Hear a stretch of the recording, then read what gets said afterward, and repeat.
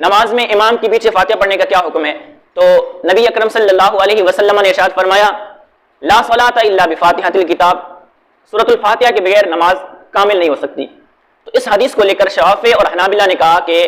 خواہ امام کے پیچھے نماز پڑھ رہا ہو یا وہ اکیلا نماز پڑھ رہا ہو، ہر صورت اس کے لیے نماز میں سورۃ الفاتحہ پڑھنا ضروری ہے۔ جبکہ احناف اور مالکیہ نے فرمایا کہ سورۃ الفاتحہ کے بغیر نماز واقعی نامکمل ہوتی ہے، ادھوری ہوتی ہے، لیکن یہ ضروری نہیں ہے کہ امام کے پیچھے پڑھا جائے، کیونکہ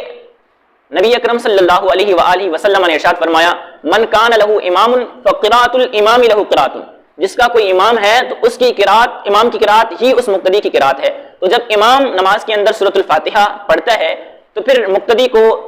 خاموشی سے سننا چاہیے، کیونکہ قرآن پاک کے اندر اللہ رب العزت نے ارشاد فرمایا وَإِذَا قُرِئَ الْقُرْآنُ فَاسْتَمِعُوا لَهُ وَأَنصِتُوا، جب قرآن پاک کی تلاوت کی جائے، پڑھا جائے تو اس کو سنو اور خاموش رہو۔